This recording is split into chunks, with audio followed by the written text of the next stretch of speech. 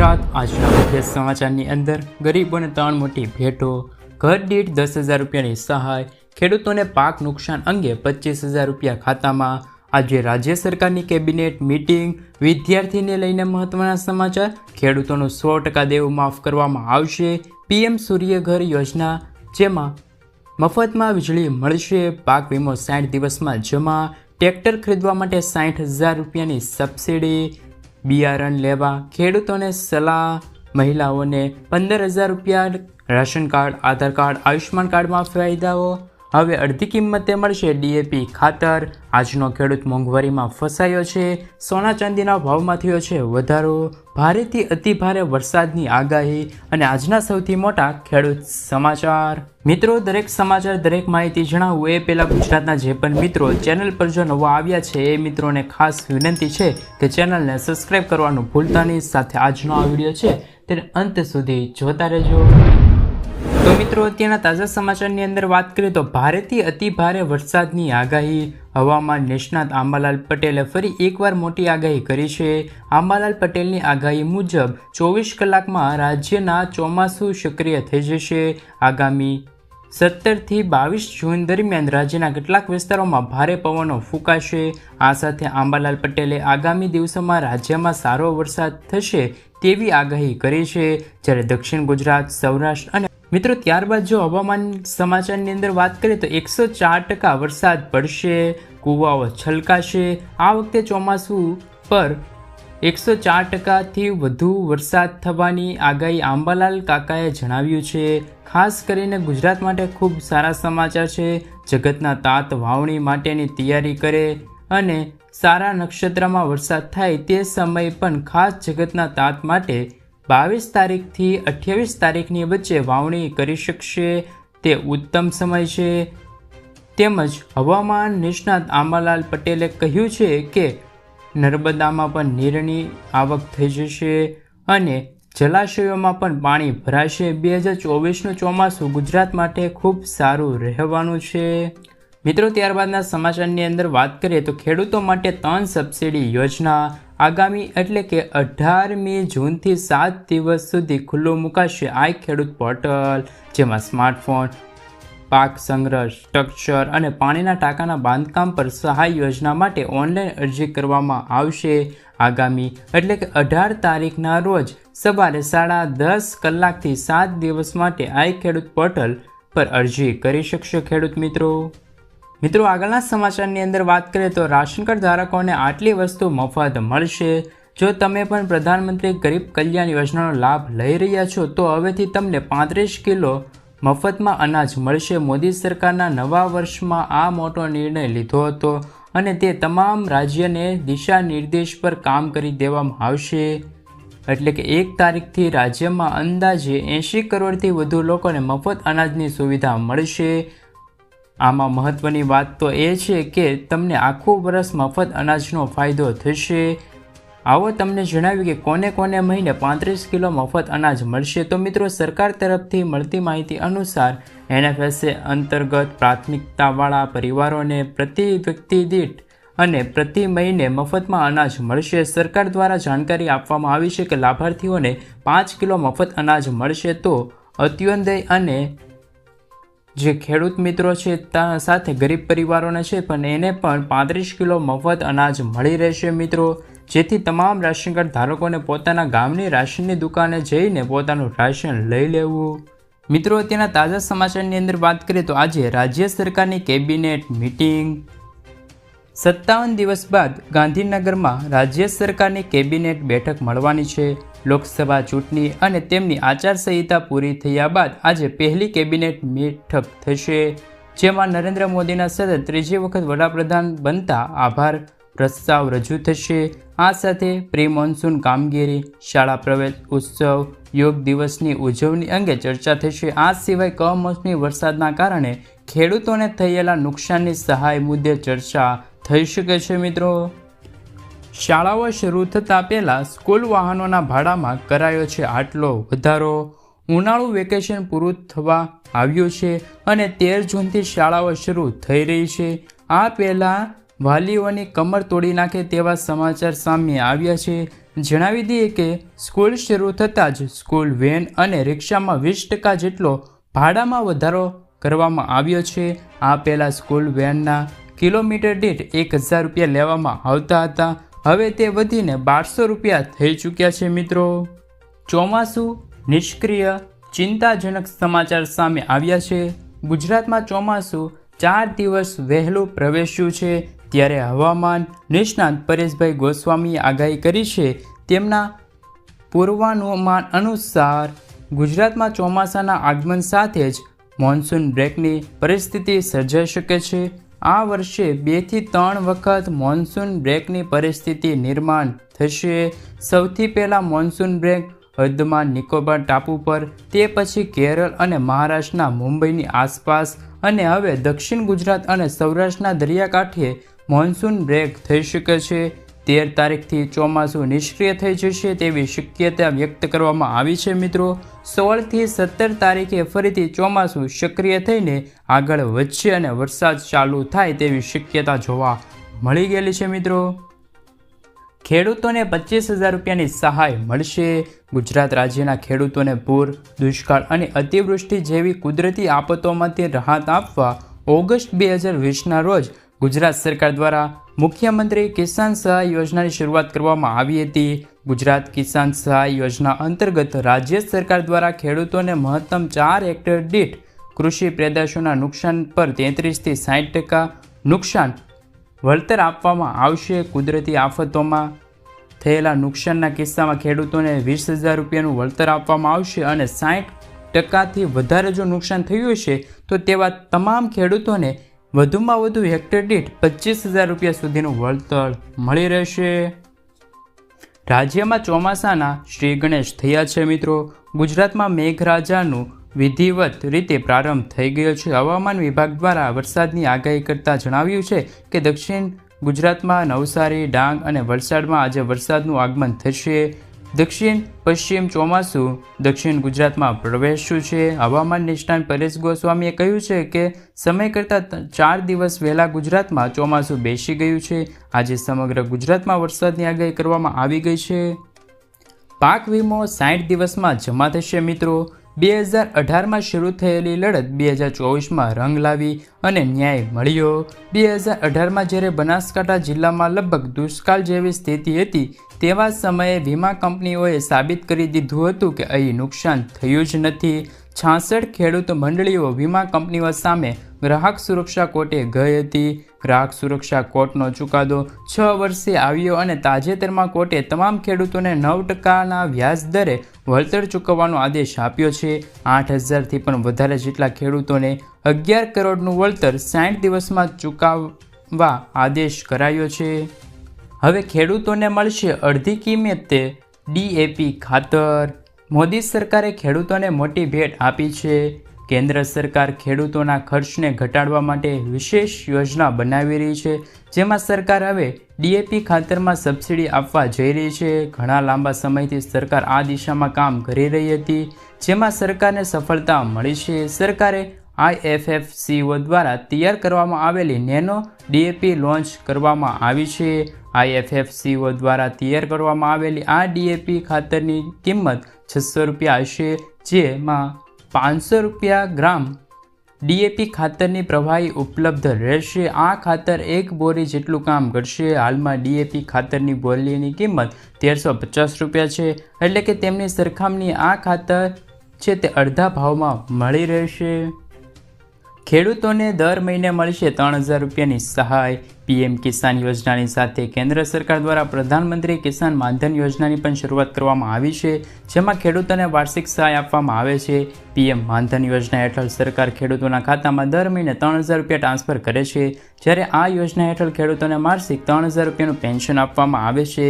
સરકારે આ યોજનાનું નામ PM કિસાન સન્માન નિધિ યોજનાની રકમ સાથે આપવામાં આવતા પૈસા અલગ આપશે, એટલે કે ખેડૂતોને દર મહિને 55 રૂપિયાથી 200 રૂપિયા સુધીનું યોગદાન કરશે તો તેમને દર મહિને 3,000 રૂપિયાની સહાય મળશે. સોનું રૂપિયા 71,840 પહોંચ્યું, જ્યારે ચાંદી 1200 રૂપિયા ઘટ્યું છે ભાવમાં. આજે સોના ચાંદીના ભાવમાં ઉછાળો જોવા મળ્યો હતો. 24 કેરેટ 10 ગ્રામ સોનું ₹150 વધીને 71,840 રૂપિયા પર પહોંચ્યું છે. તો 1 કિલો ચાંદી 1200 રૂપિયા ઘટીને 90,500 પર પહોંચ્યો છે ભાવ તેમનો. આ વર્ષે સોનાના ભાવમાં પ્રતિ 10 ગ્રામ 7,900થી વધારો થયો છે. વર્ષની શરૂઆતમાં ભાવ 63,870 રૂપિયા હતો, જ્યારે ચાંદીનો ભાવ 78,900 રૂપિયા પ્રતિ કિલોગ્રામ હતો મિત્રો. એટલે કે આ વર્ષે ચાંદીના 11,000 રૂપિયાનો વધારો થયો છે. સોયાબીનનું બિયારણ લેવા ખેડૂતોને સહાય. મહીસાગર જિલ્લામાં ડાંગર અને સોયાબીનનું વધુ ઉત્પાદન આપતી જાતિઓની સહાયથી વિતરણ ચાલુ કરવામાં આવ્યું છે. મહીસાગર જિલ્લામાં ખેડૂત મિત્રોને પહેલાના ધોરણે લાભ લેવા જિલ્લા ખેતીવાડી અધિકારીઓ દ્વારા અપીલ કરવામાં આવી છે. મહીસાગર જિલ્લામાં કૃષિ વિભાગની SRR અને NFSM યોજના અંતર્ગત ડાંગર અને સોયાબીનનું વધુ ઉત્પાદન આપતી જાતોની સહાયની વિતરણ ચાલુ કરવામાં આવ્યું છે. ડાંગરના પાકના 25 કિલોના બિયારણ પર 500 રૂપિયા અને સોયાબીનના પાકના 25 કિલોમીટરના બિયારણ માટે 1,000 રૂપિયાની સહાય આપવામાં આવે છે. વહેલા તે પહેલાના ધોરણે વિતરણની કામગીરી શરૂ કરવામાં આવી છે. મિત્રો આગળના સમાચારની અંદર વાત કરીએ તો ઘર દીઠ 15,000 રૂપિયાની સહાય મળશે. PM સૂર્ય ઘર મફત વીજળી યોજના વિશે મિત્રો તમે સાંભળ્યું છે. વડાપ્રધાન નરેન્દ્ર મોદીએ આ યોજના 13 ફેબ્રુઆરી 2024ના રોજ શરૂ કરી હતી. મફત વીજળી યોજના શોર્ટ ટાઈમ રેકોર્ડ બ્રેક 1 કરોડથી વધુ રજીસ્ટર થયા છે. આ યોજના અંતર્ગત દરેક ઘરોને 300 યુનિટ મફત વીજળી આપવામાં આવશે. એટલું જ નહીં, કેન્દ્ર સરકારની આ યોજનાથી તમને 15,000 રૂપિયાની વાર્ષિક આવક થઈ જશે. 1 કિલોવોલ્ટ પાવર પ્લાન્ટ દરરોજના લગભગ 4 થી 5 યુનિટ વીજળી ઉત્પન્ન કરે છે. આવી સ્થિતિમાં તમે 3 કિલોવોટનો પ્લાન્ટ લગાવો છો તો તમને દરરોજના 15 યુનિટ વીજળી ઉત્પન્ન કરી આપશે. એટલે કે મહિને 450 યુનિટ તમે આ વીજળીનો ઉપયોગ કરી શકો છો. બાકીની વીજળી નેટ મીટરિંગ દ્વારા પાછી જશે અને તમે આ વીજળી માટેના પૈસા મળી જશે. સરકારનું કહેવું છે કે આ વીજળીથી તમને વર્ષે 15,000 રૂપિયા સુધીની કમાણી થઈ જશે. ખેડૂતોને ટ્રેક્ટર ખરીદવા માટે 60,000 રૂપિયાની સહાય. ગુજરાત રાજ્ય ખેતી ક્ષેત્રે અવનવી પદ્ધતિ અને દુનિયાઓની નવી દિશાઓમાં આપી રહી છે. સરકાર પણ ખેડૂતલક્ષી નીતિઓ બનાવી રહી છે અને અપનાવી રહી છે. ખેડૂતોની આવક બમણી કરવા માટે વિવિધ યોજનાઓ અમલમાં મૂકવામાં આવી છે. ટ્રેક્ટર સબસિડી સહાય યોજના 2024, જેના માટે આઈ ખેડૂત પોર્ટલ બનાવવામાં આવ્યું છે, જેમના દ્વારા ખેડૂતોની યોજનાઓ અરજી કરી શકે છે ઘર બેઠા. ટ્રેક્ટર સહાય યોજના 2024ની ઓનલાઈન એપ્લિકેશન પણ બનાવવામાં આવી છે. આ યોજના 100% રાજ્ય સરકારથી ચલાવવામાં આવે છે. આ યોજના દ્વારા ખેડૂતોને ટ્રેક્ટરની ખરીદી પર સબસિડી આપવામાં આવે છે, જેનાથી ખેડૂતો ખેતીમાં ઝડપથી કામગીરી કરી શકે.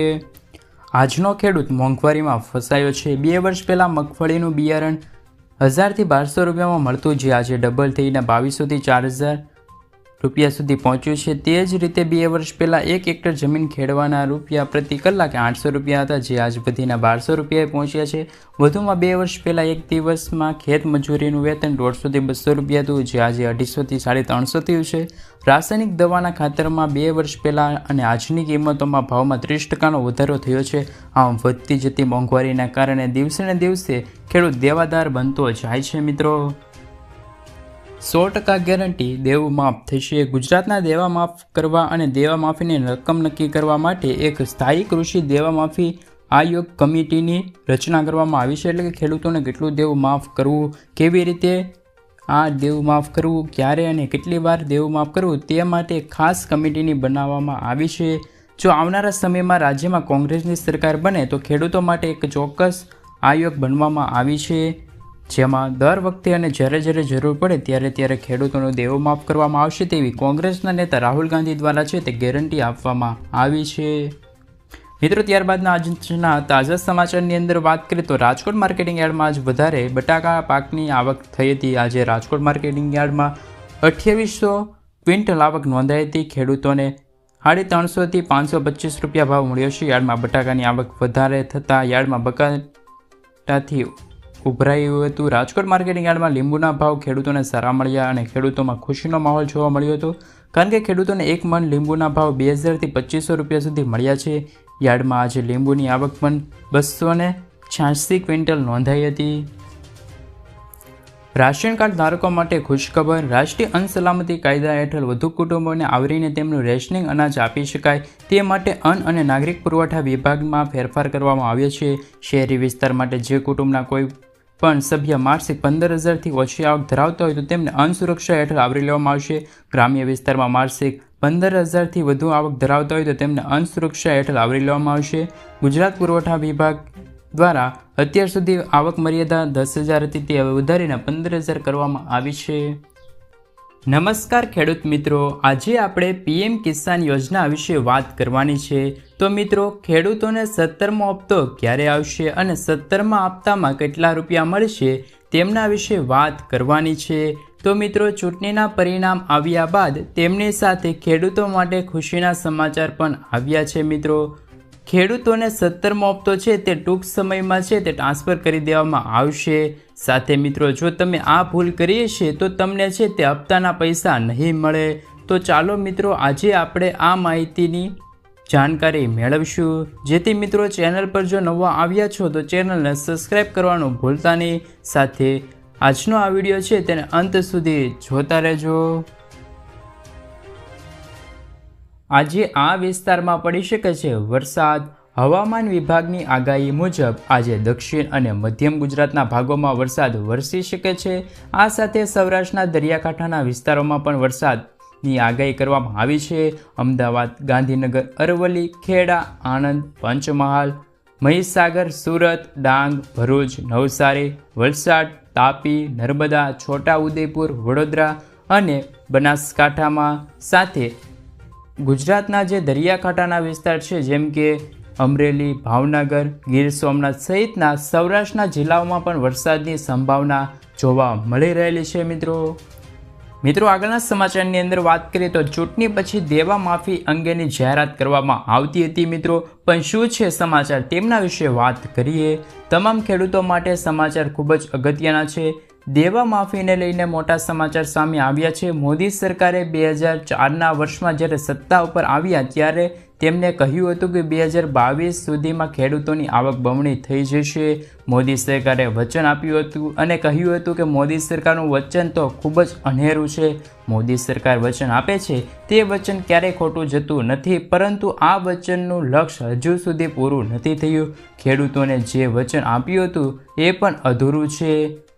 સાથે 2022માં ખેડૂતોની આવક બમણી કરી દેવાનું વચન પણ આપ્યું હતું. મિત્રો, જ્યારે 2024ની ચૂંટણીનું પરિણામ પણ આવી ગયું છે. ચૂંટણીના પરિણામ આવ્યા બાદ પણ ખેડૂતોના દેવા માફી અંગેના પ્રશ્નોના ઉકેલ હજુ સુધી પણ સરકાર પાસે નથી મળ્યા. ગુજરાતના મુખ્યમંત્રીએ કહ્યું છે કે આપણાથી ભૂલ થઈ ગઈ છે એવું લાગી રહ્યું છે. અગ્નિકાંડ મામલે સીએમ ભૂપેન્દ્ર પટેલનું મોટું નિવેદન સામે આવ્યું છે.